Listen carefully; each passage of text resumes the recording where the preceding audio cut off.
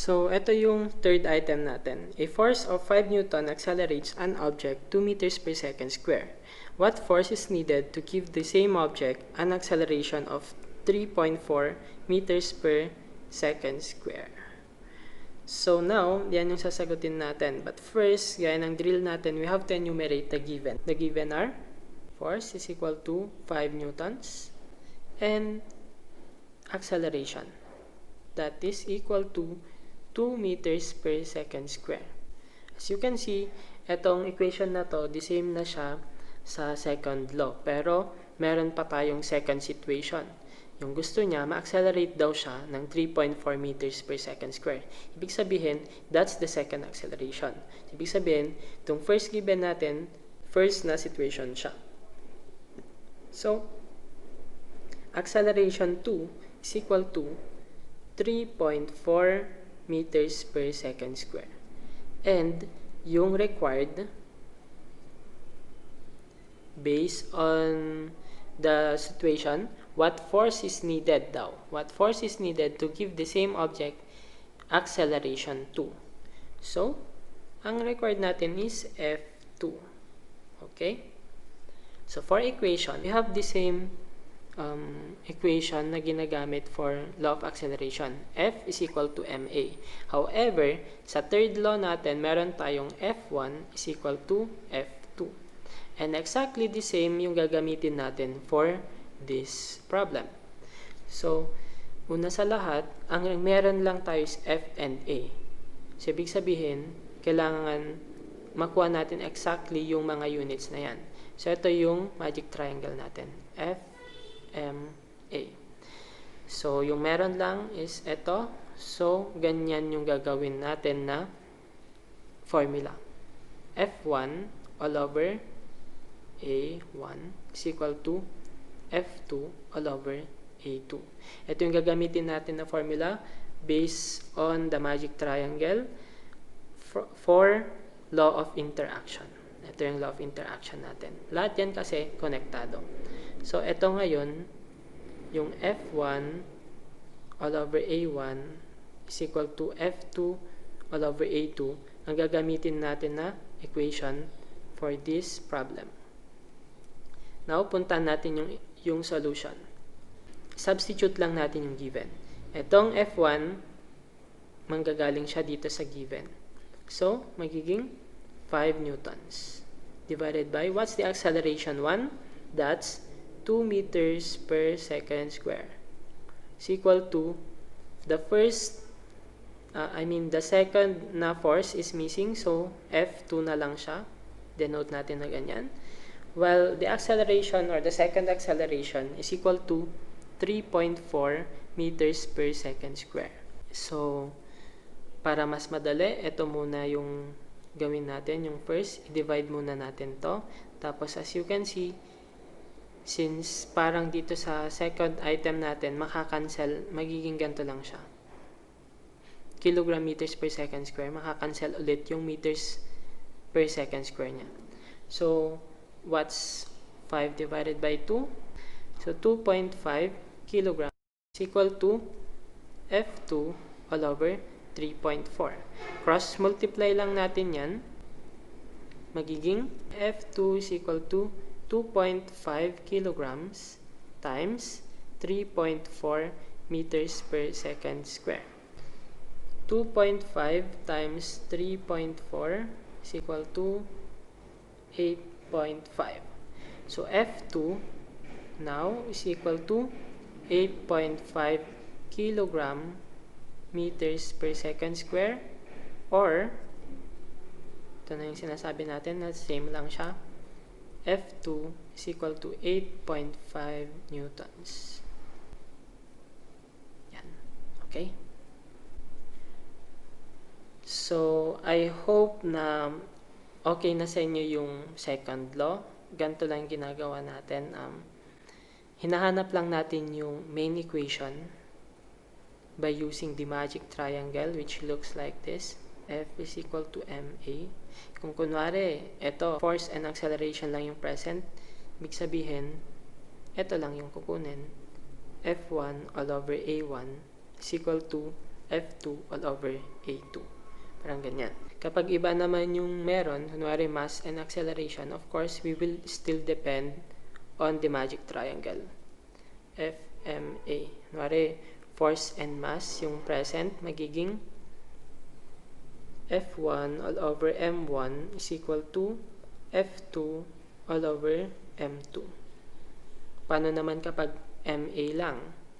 So, magiging M1 A1 is equal to M2 A2. Yan yung mga formula na gagamitin natin kapag dalawang objects yung involved. Okay? The fourth item. So, item number 4. So, for this item, we are given a constant horizontal force of 35 newtons is applied to a 2 kilogram block. The block also experiences a frictional force of 5 newtons. Find the acceleration of the block. Okay. So, you know the drill. Ilagay lang natin yung gresa natin, yung given, required equation, and solution, then answer. So, first, let us enumerate the given. First one is force. That is equal to 35 newtons. The mass, which is equal to 2 kilograms, and frictional force equal to 5 newtons. Okay. So, yung kailangan natin natandaan, kapag sinabing frictional force, opposing kasi yan. What makes it hard for us to drag objects across the floor is because of frictional force. Ibig sabihin nun, it resists motion. So, ibig sabihin yan, gaya ng sa may example ninyo, i-subtract natin siya later on. So, now, we are asked to find the acceleration. So, for solution, gagamitin lang natin yung second law of motion, which is F is equal to ma. Yung hinahanap natin is yung acceleration. Pero para mas madali, gamitin na natin yung magic triangle. So, that's F, ma. Ano yung magiging formula for acceleration? Acceleration is equal to force over mass. Yan. So, ito na yung formula natin. Oh, wait. Sorry, that should be equation, not solution. So, for solution, let's just substitute the given.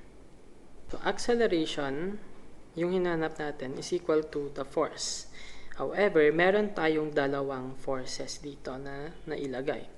Ibig sabihin yan, these two should subtract. Okay?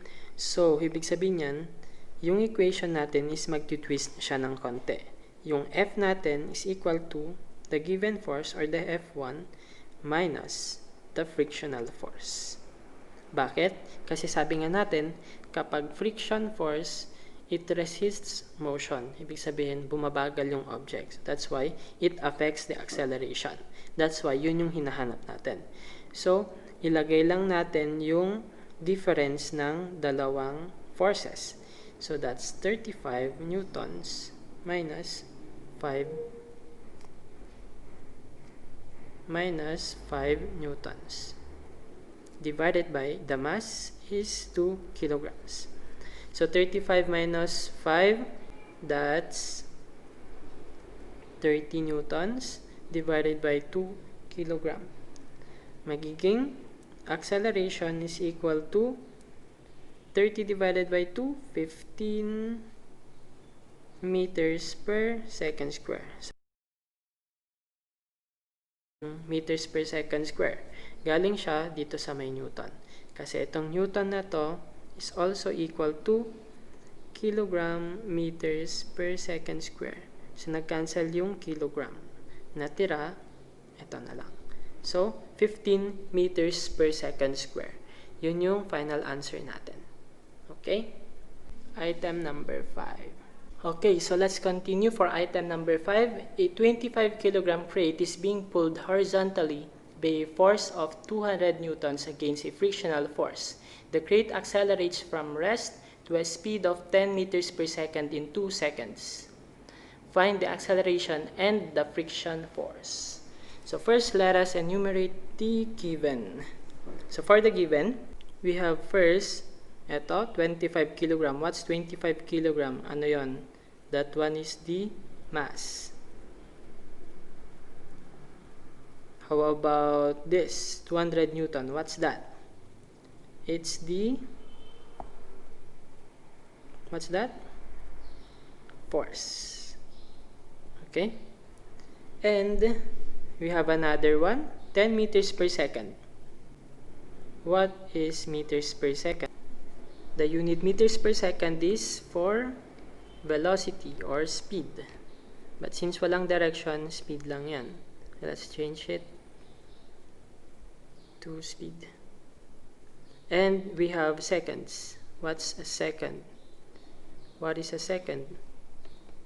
What quantity is second? That's for time. Okay? The required is, or are, dalawa ata yung required natin. First, find the acceleration. And second one, find the friction force. So, dalawa nga.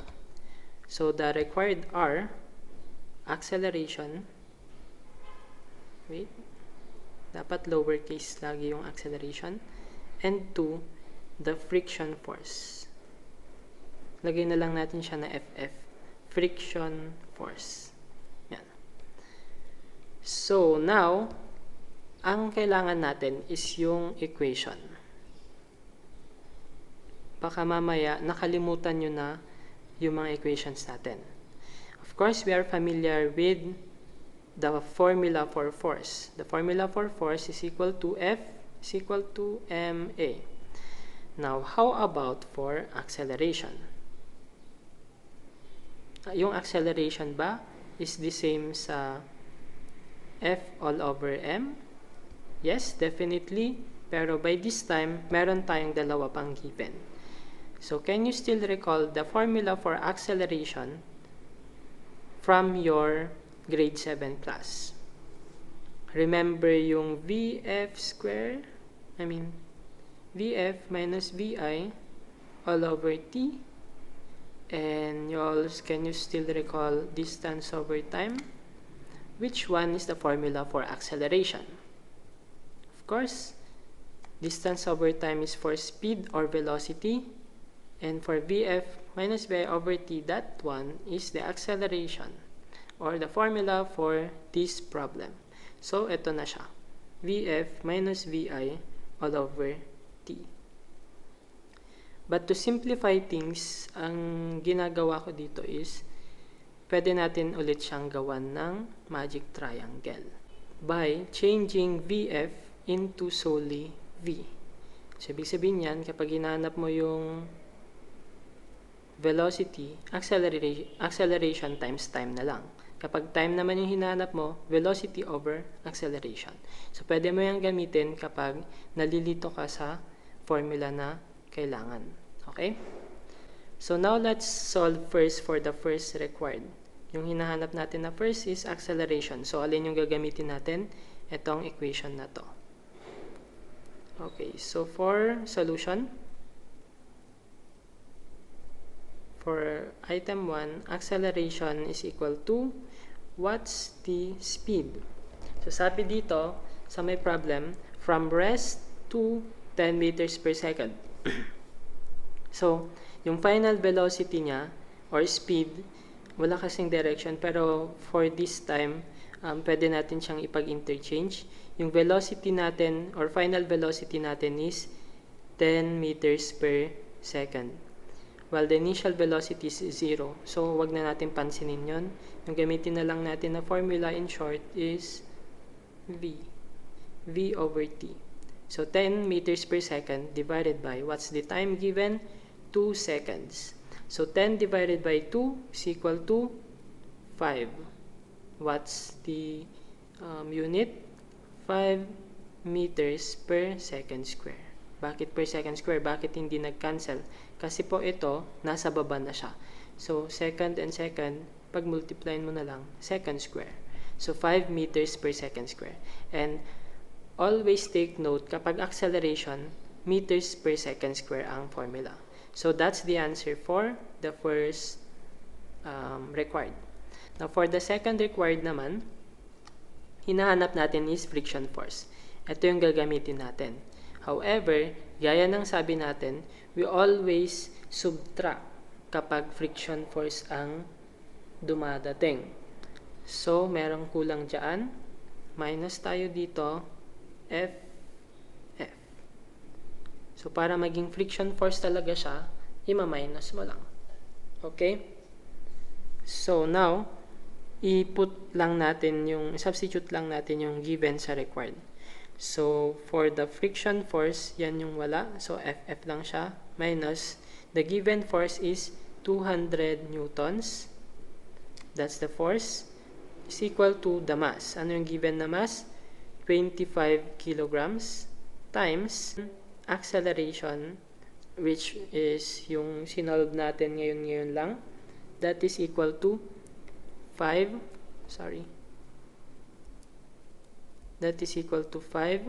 meters per second square. Medyo mahaba-haba to.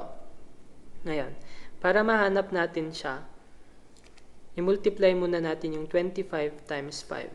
125 newtons. Since nakuha na natin siya, kailangan, para mahanap natin yung frictional force, kailangan i-combine natin yung like terms. Okay? So, para magawa yan, ilagay natin siya doon sa kabila. Okay. So, since positive siya dito, minus lang kasi yan, hindi ibig sabihin na negative na yung number. Magiging negative na siya kapag na-transfer. So, magiging FF is equal to 125 newtons minus 200 newton. Again, dito, positive siya, hindi naman siya negative dito, di ba? So, positive siya, nung transfer natin, naging negative na siya. So, magsusubtract na tayo. Okay? So, for the frictional force, we will get 125 newtons minus 200 newtons is equal to 75 newtons. Yan ngayon yung frictional force natin. Okay? So, yan na yung answer natin for this problem. So, this one is for our last item na. Number 6.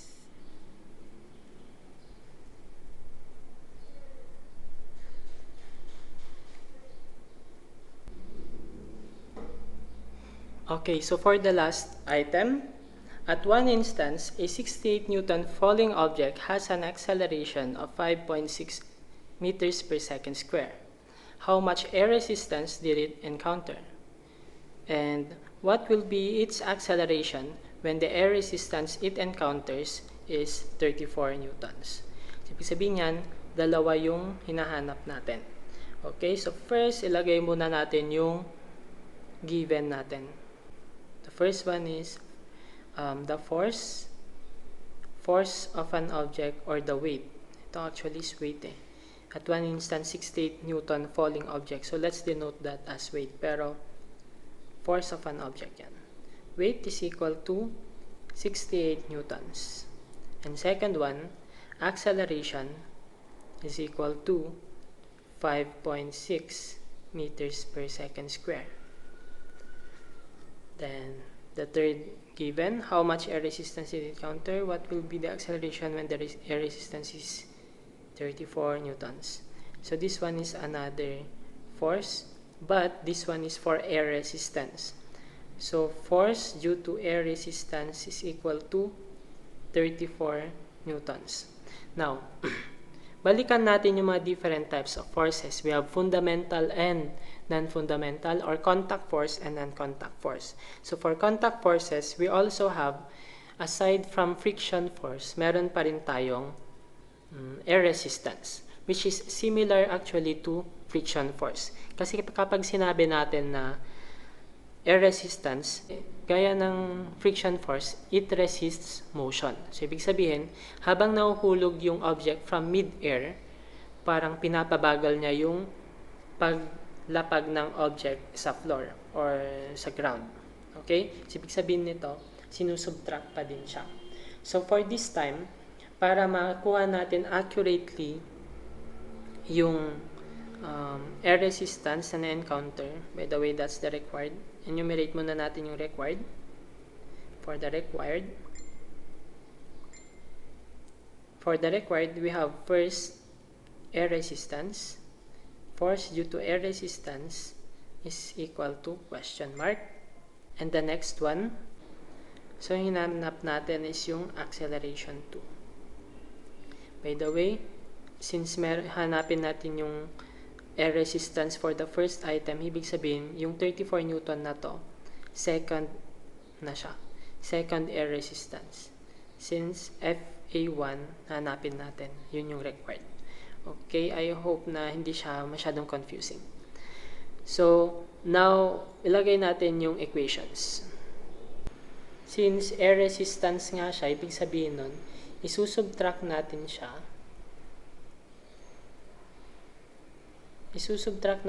Sa first force natin or yung weight. Ito yung first na given na force eh. So, yan yung weight. Is equal to MA. Pero, since wala pat yung mass, kailangan din natin hanapin yung mass. And, since meron tayong weight dyan, ibig sabihin, magde-depend tayo sa isang equation, which is W is equal to mg.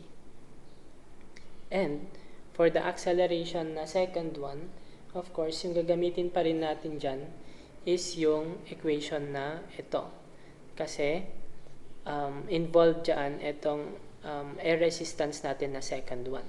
So, magiging FA2 minus F is equal to MA. Okay?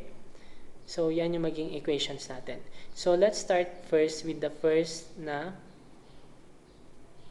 problem, which is yung air resistance 1 or the first air resistance. So, to get that one, wala pa tayong mass. So, ito yung gagamitin natin. So, M is equal to W over G. Saan to galing? Dito siya sa may magic triangle natin, which is equal to mg. Tinakpan lang natin yan, magiging W over G na siya. Okay? So, let's further proceed. M is equal to, what's the weight? 68 newtons divided by acceleration due to gravity. Again, constant yan. Kapag sinabing weight, constant acceleration due to gravity is 9.8 meters per second square. So, the mass will be 6.938 or 6.94 kilograms. That's the unit for mass. So, let's continue. Since meron na tayong mass, pwede na natin siyang i-substitute sa first na formula, which is equal to, again, for item 1, FA1 minus F is equal to MA. Kasi sabi nga natin, sinusubtract siya. So, magiging FA1 minus, yung force na yan is actually the weight, which is equal to 68 newtons. 68 newtons is equal to the mass given, or yung sinolve natin kanina, ito yon, magiging 6.94 kg times the acceleration na given, ito, 5.6 meters per second square. Okay. So, now, i-multiply lang natin yon. So, 6.94 times 5.6. Okay, so that is equal to 38.9 newtons. So, now, gaya ng sabi natin, ito, ililipat lang natin siya dun sa kabilang part ng equation para yung like terms is magkakasama. So, the air resistance 1 now is equal to, again, positive yan, magsusubtract na siya kasi nilipat, is equal to 38.9 newtons minus 68 newtons. So, what's the difference of 38.9 and 68 newtons? FA1 is equal to 29.1. So, that's 29.1 newtons. Ibig sabihin, yung air resistance 1 is equal to 29.1. So, yan na yung final answer natin.